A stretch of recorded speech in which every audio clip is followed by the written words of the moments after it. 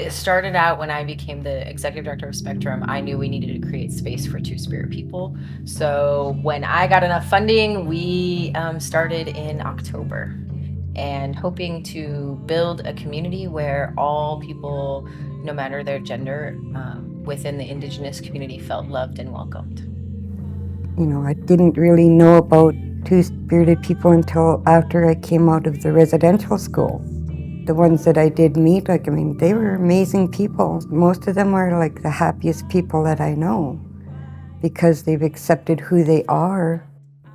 What our people went through in the boarding schools and the residential schools was a real suppression of our ways of being. Colville people, our Salish people, we acknowledged more than two genders. We acknowledged up to 4 or 5 ways of being. Our Tatupa Mourning Dove, who collected our stories, Coyote Tales, and published them in the early 1900s. She included 2 stories that had Two-Spirit people, Stamia, in there.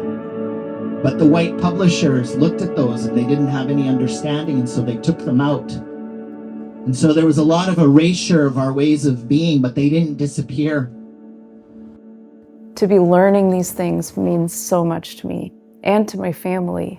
It feels like there's so many parts and pieces of myself that can come to the surface.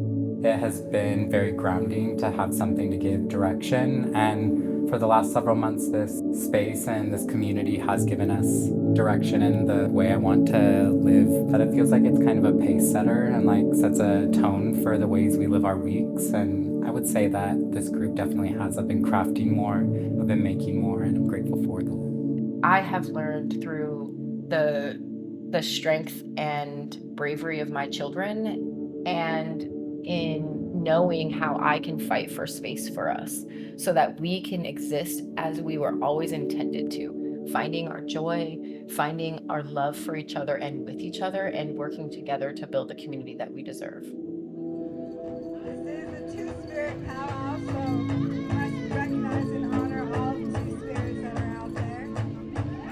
Dancing your heart out. Being accepted and having others around who understand, and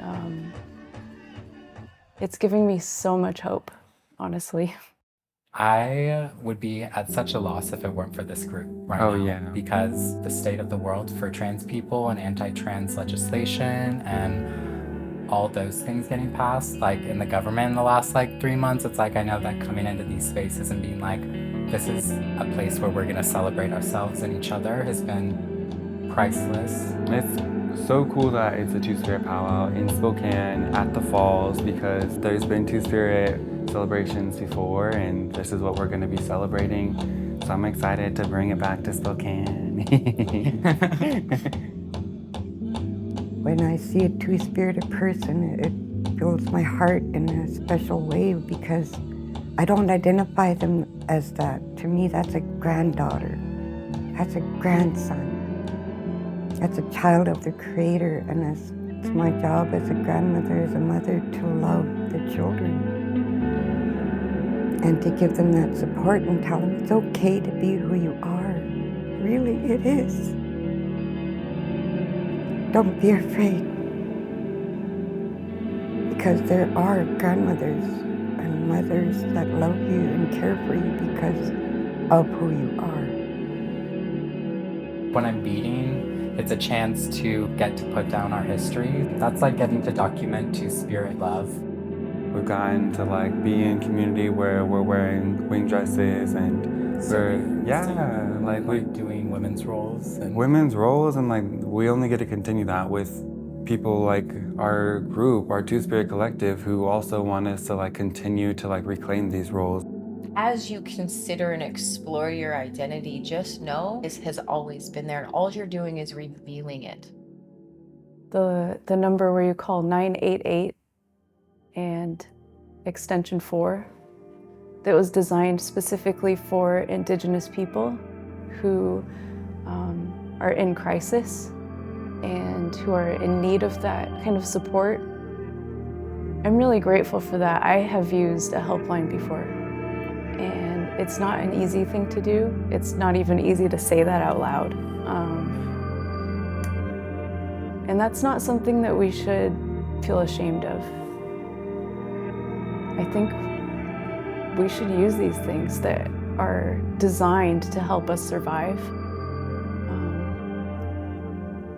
And we can't really see life get better unless we get through that crisis moment. It can feel like it's gonna last forever.